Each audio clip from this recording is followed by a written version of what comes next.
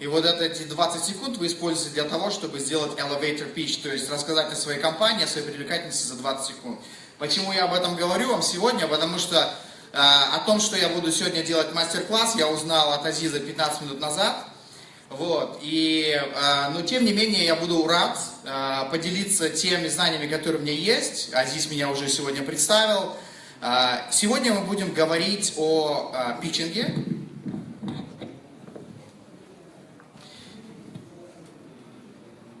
Мы будем говорить о питчинге, о том, как делать презентации. Есть различные аспекты этого, и я хотел бы поделиться некоторыми из этих аспектов. Вот.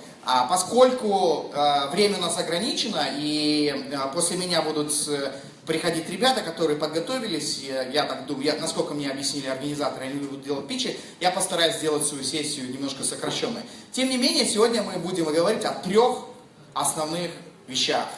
Что такое питчинг, да? Какой есть формат у питчинга, какая есть структура, и какие техники можно использовать для того, чтобы сделать вашу презентацию наиболее эффективной. И вы можете использовать эти знания не только, когда вы пытаетесь продвинуть свои товары, свой продукт инвесторам, но и использовать различные другие. Вот, поскольку терминология на английском языке, и насколько мне организаторы объяснили, питчинг тоже, по-моему, на английском языке, то я тоже буду делать эту презентацию на английском языке, потому что на всех международных соревнованиях язык презентации всегда английский. Ну и терминология, соответственно, вся английская. Okay, the first thing we are going to be talking about is the structure. And what do I mean by that?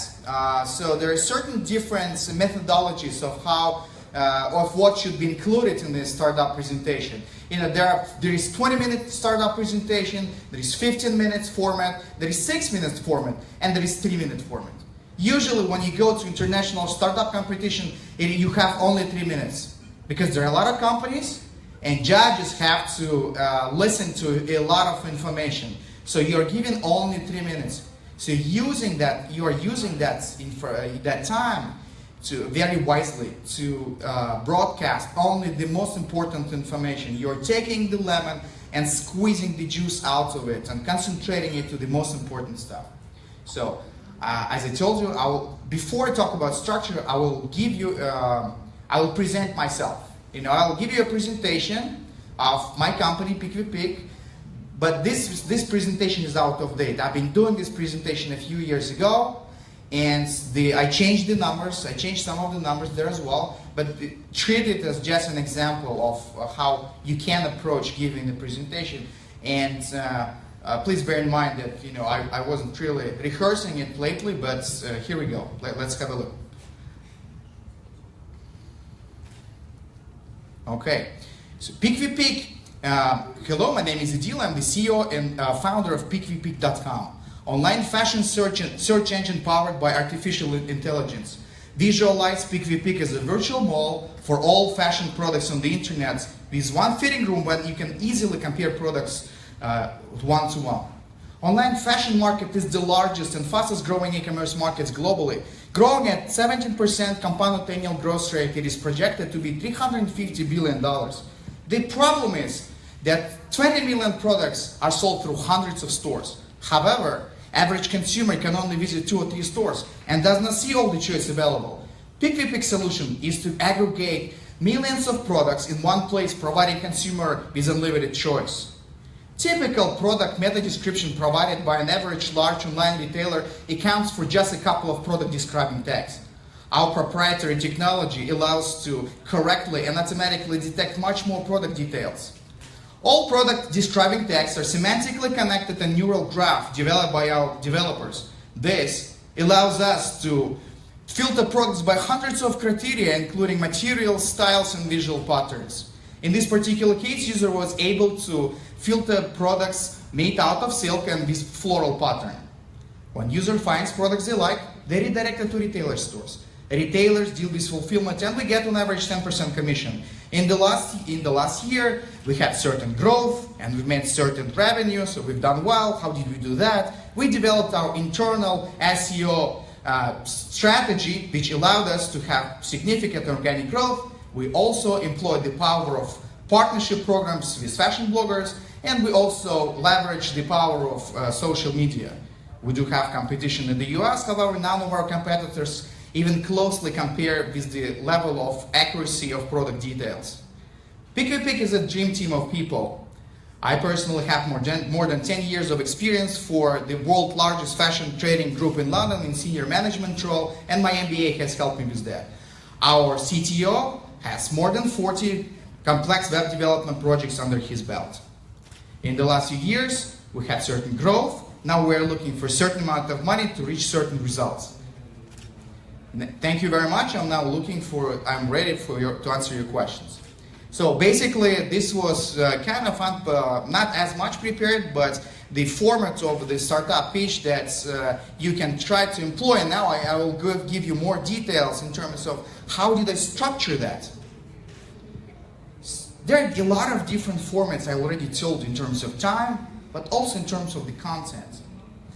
But most of the international startup competitions and most of the angel investor events now structure presentations by certain criteria, and it's usually quite similar. The usual format are 10 slides, and I'm going to be telling you what are those 10 slides.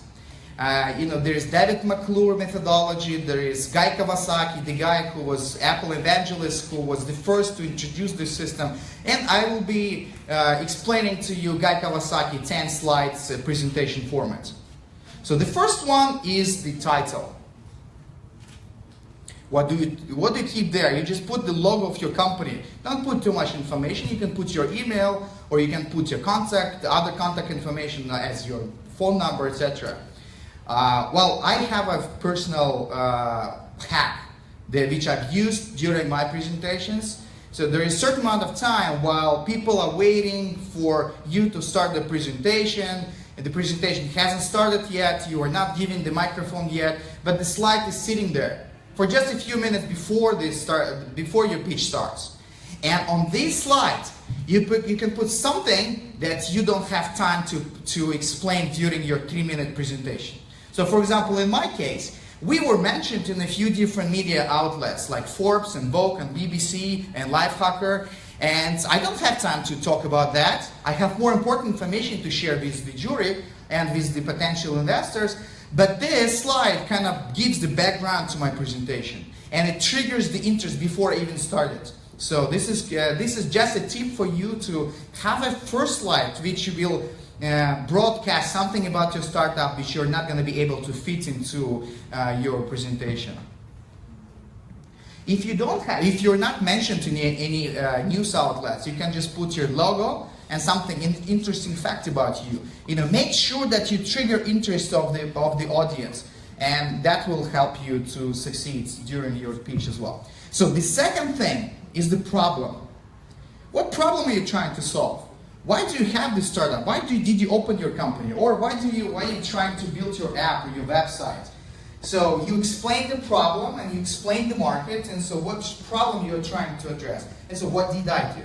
I said that the market size is $350 billion, so obviously, suggesting that the market is very big and it's also growing, so it's very good for the investor to be in that market, because be on the good sides, of the market game, be in the good market and the growing market. But I also said, what is the problem? So I said, 20 million products are sold through thousands of stores. Average consumer is not physically able to look at all the products. So obviously there's a problem. People in Kyrgyzstan might not be familiar with that problem because there are not many online stores in Kyrgyzstan. Aziz was one of the first guys who set up an online store. He started doing it more than 10 years ago. But now he has a successful website, and many other people are starting to do that. But still, we don't have thousands of online stores. In the West, in the UK, in the US, there are tens of thousands of stores, so it's a much bigger problem. So, slide number 3, we talk about value proposition. What do I mean by that? We are talking about the solution. So there's a problem. How are we going to solve it? Why is your solution better than other people's solution?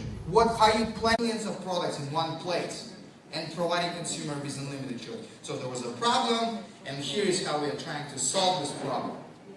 So what are we talking about next? And we are talking about underlying magic. What do I mean by that? You know, there's a secret sauce. Have you heard the phrase secret sauce? You know, like there is chefs usually when they compete in cooking competitions. You know, it can be exactly the same ingredients. You know, they cook a salad. There is a French guy in Nigeria. I'm sure he understands that. And so you cook a salad, and you know, there are exactly two chefs, exactly the same two chefs. But one chef's salad is much better because he has a secret ingredient in his sauce. You know, otherwise everybody knows how to make it, but that guy's salad is much better. So what is your magic ingredient in your startup? Why your startup is why your solution is much better than other people's solution? And here is what I said. I said, you know, typically major online fashion retailers provides only have just a couple of product describing tags. But we, our proprietary technology, can automatically and accurately detect much more product detail. So this is our secret sauce. We can do it better than anybody else. And I also said we combine all of this information in a neural graph. So I'm just giving a hint of how how sophisticated the technology is. But the technology is sophisticated not for the sake of technology. We can use that and that technology to filter products by hundreds of criteria. So I gave that example, and then I talked about the team. So what is the fifth slide? And the fifth slide is your business model. How do you make money? Or how are you planning to make money? Because when you start the business, maybe you're not making money straight away. When YouTube was sold for $4 billion, it was cash flow negative. It was not making any money. But it was still, you know, valued at that high valuation. And now it worth much more money. If they were making, you know, their startup pitch when they were selling their company to Google, they will probably say, okay, we are not making money yet, but our business model is that in a few years' time, you know, video advertising will be the dominant media outlet for and the dominant marketing channel for companies. That's why we are going to be selling ads, making millions of dollars, and we are worth $4 billion. They probably said something like that. So you need to explain your business model. How do you make? Are you planning to make money, or how do you make money? And this is what I said. I said, when users find products they like, they are redirected to the retailer stores. Retailers deal with fulfillment, and we get another 10% commission. 2 sentences, but I explain how we are making money. Right? Okay. Now slide number 6. And slide number 6 is your go-to-market strategy. Basically, what's your marketing mix? How are you planning to reach your customers? What is your selection of marketing channels?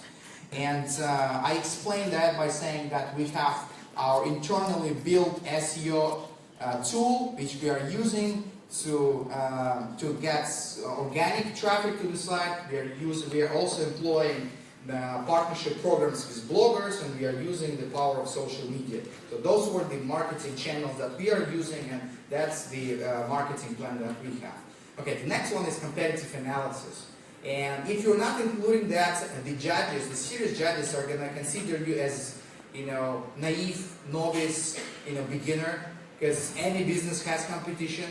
Even if you're just opening a new industry from scratch, still the other industry will be competing with you. You know, when YouTube was starting, you know, they didn't have anybody as a competitor, direct competitor. There was no other service, you know, broadcasting video on the internet. Still, you know, they were competing with, I mean, nowadays, if you're talking about YouTube, you know, the Google AdSense and Facebook ads and all those other, you know, promotional channels are also competitors to YouTube. So you can always think of the competition. There is always alternative way to spend your time, to spend your money, and you need to find the closest competitor to your particular market. You always need to mention your competitor, but you need to also say why you're different. You know, say, yeah, that's what I said. I said we do have competitors, but we are better in this, this, and that. So next one, management team. You know, a lot of people think that the team is the most important factor when it comes to the success of the startup. And I agree with that. I mean, the recent research suggests that number 1 factor is still timing, and the team and execution is number 2. Still extremely important, very, very important to have the slide on the team and to explain what are the qualities of your team which are exactly relevant to the startup idea and the startup product that you are pitching. And here is what I said about my experience related to fashion. You know, I was in a trading company in London in senior management role, so I put that out, you know. And then I also said the technical skill is important. So I talked about our CTO, and I said he has 40 projects under his belt. So the next slide is financial projections and key metrics. You know, you basically say, okay, you know, here's how much money we've made in the last few years, or how much money you're planning to make in the next few years, or just say how much you're planning to spend. You know, you are asking for money usually, right? It's a pitch deck. It's a pitch, investor pitch. So you're planning to get money from the investor. So suggest how you're planning to spend that money. Okay, so the very last, and I explained that here as well. I mean, I'm not giving you details, of course, because it's it's not commercially public information, but I gave you an example of that. So, in the last slide, basically suggest what the current status is and share with your contacts. And here's what I did, but also I'm giving you a little hack as well. I gave you a hack for the first slide, and I'm giving you a hack for the last slide as well. So, we are not talking about these last three figures. Of course, you have x's here, but normally you have a real number. And I am, this is number that I'm not talking about, right? This is the slide where I'm going to be answering questions. But this slide is going to be sitting there all the time while I'm answering questions. And, it can be 6 minutes, it can be 10 minutes. If the juries are interested, they can ask more questions. And for all this time, this slide will be there. So, if they want to remember something about you, put something which you want them to remember about you. Yeah, of course it is your contact information, your preferred contact information. If you want them to call you, put your number. If you want them to email you, put your email there. But also, during your presentation, you outline, you broadcasted your achievements or the most important factors about your startup. If you had a revenue or if you had users, if you won certain awards. So put it in there.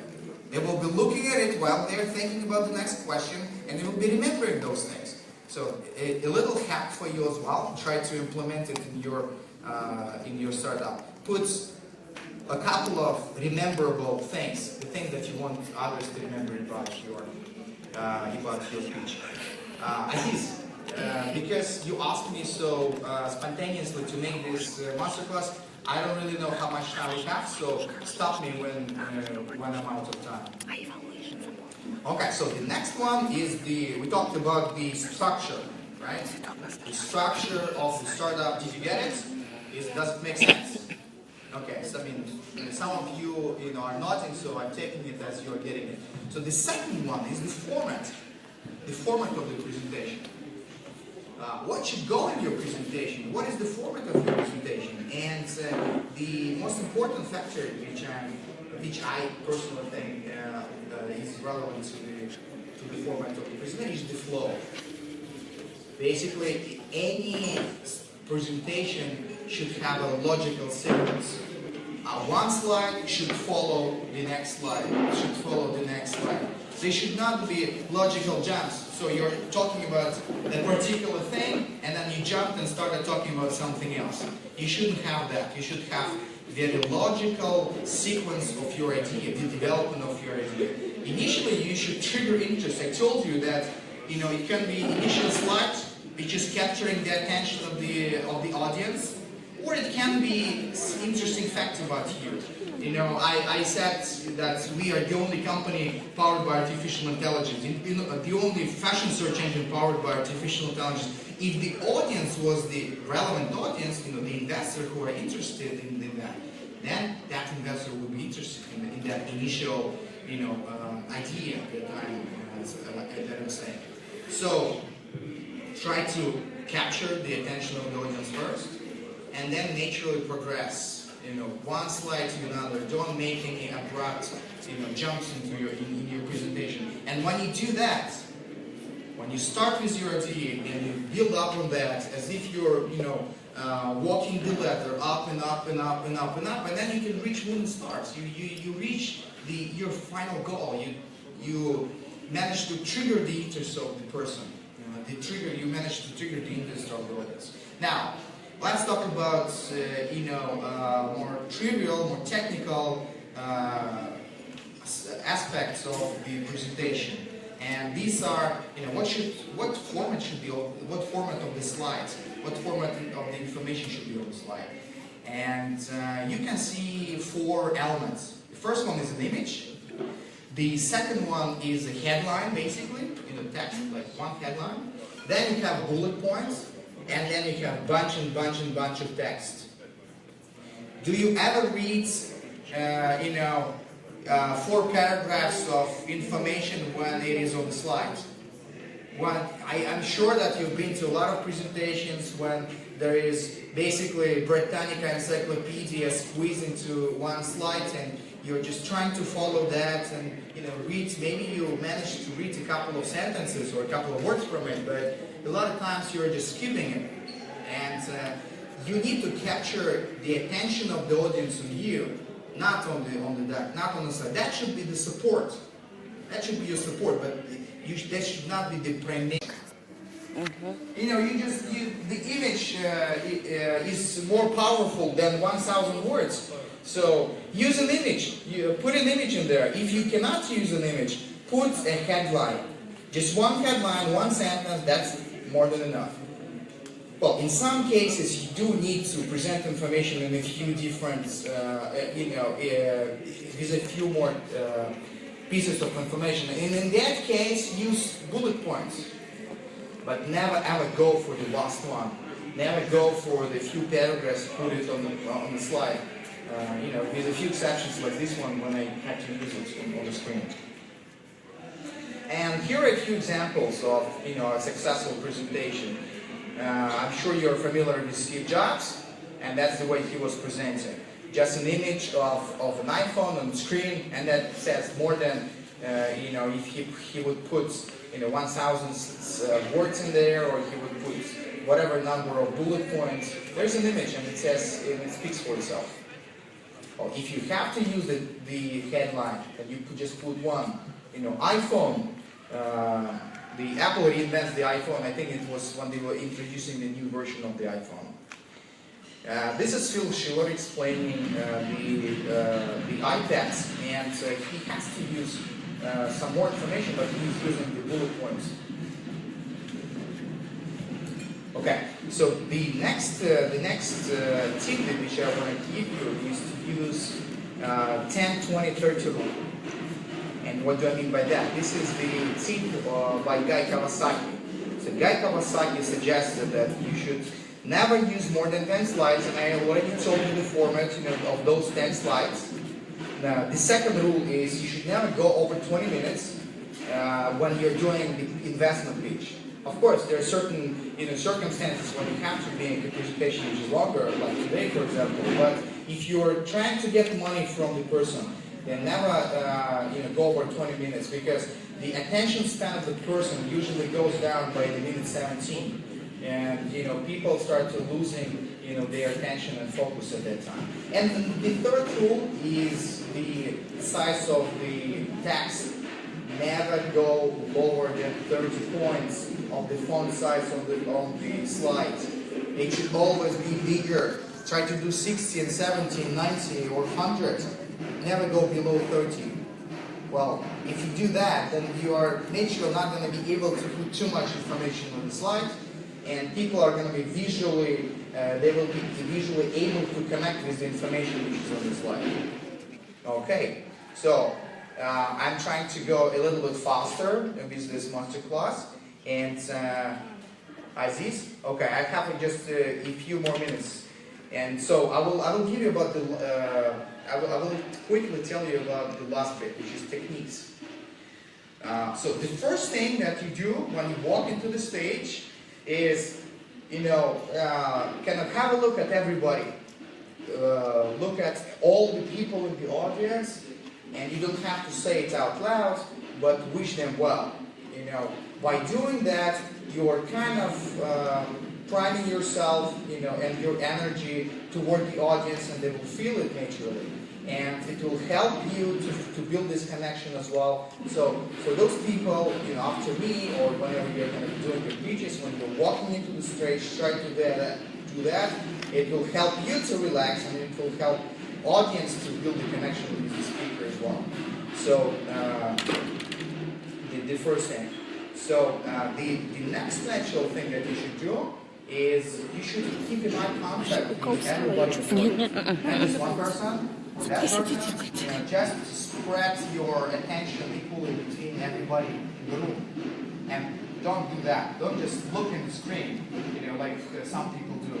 And don't try not to read from the paper. Try not to look at the screen all the time. As if, we are sitting here and watching together somebody on the screen. What we do actually, you're looking at me. Every once in a while you look at the screen, but I'm looking at you. I almost never look back. I do that in exceptional times when I want to direct your attention toward the screen. So in those cases, yes, look there. But in all other cases, I'm just looking at you. So this is the right way of doing it. And one of the way you can do that is, you need to rehearse basically. You need to know what is happening on the screen. And you've been watching, remember when we watched the weather forecast?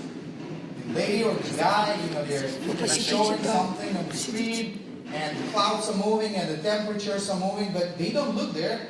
But somehow, magically, they're able to pinpoint the correct spots on the screen. Just try to do that. Rehearse it enough so that you know what is happening on the screen without looking at it necessarily. Okay, so I see like, yeah, you want me to give more? Okay, so I will probably stop at this point then, and I will take a few questions.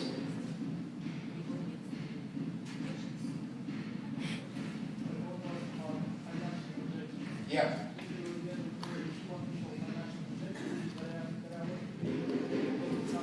So can you stand up, please, and maybe a little bit louder?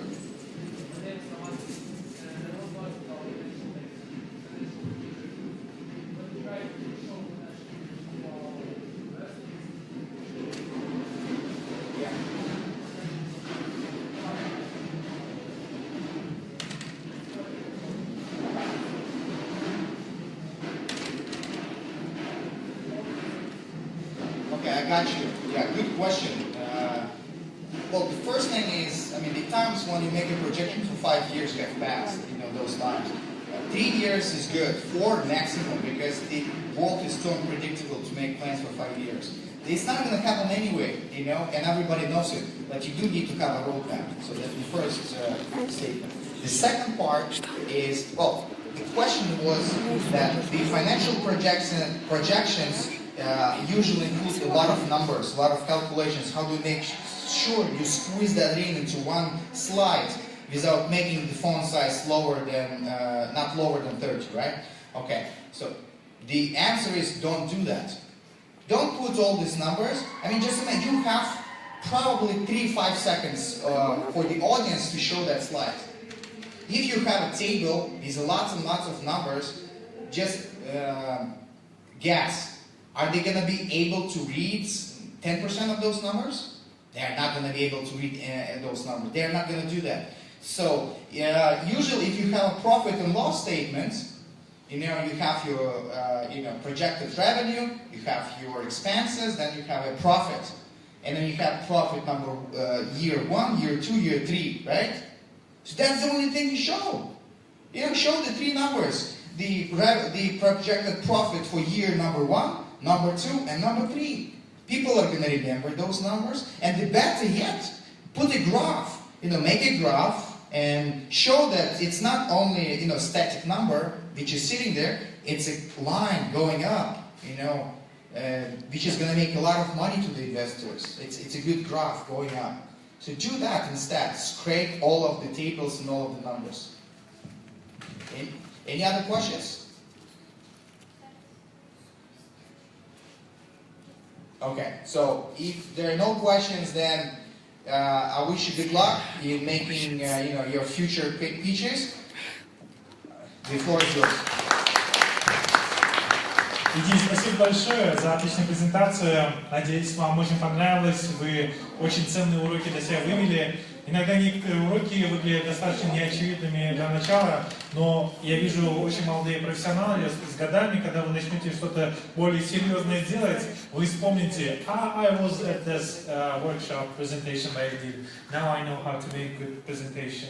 А на самом деле для меня это были очень ценные уроки, которые я для себя вывел. Это мне, в принципе, помогает делать замечательные презентации в других аспектах жизни. Мы специально пригласили трех наших гостей, которые бы трех гостей, которые бы дали бы свою оценку тем стартапам, которые мы сегодня приглашали, которые зарегистрируются на участие. Это Мигдер Джумагулов, Кыргызконцепт, Жан-Баптист, Евсей, да, правильно, и, соответственно, Иди. Было зарегистрировано 7 стартапов, но, к сожалению, в последний момент только один очень смелый человек оказался, который решил покорить эту сцену сегодня. И мы бы хотели бы ее пригласить сюда, чтобы она выступила, рассказала, и дорогие наши менторы могли дать ей фидбэк, чтобы мы могли показать, как это на самом деле происходит, и какие уроки мы можем для себя вывести. Сизи.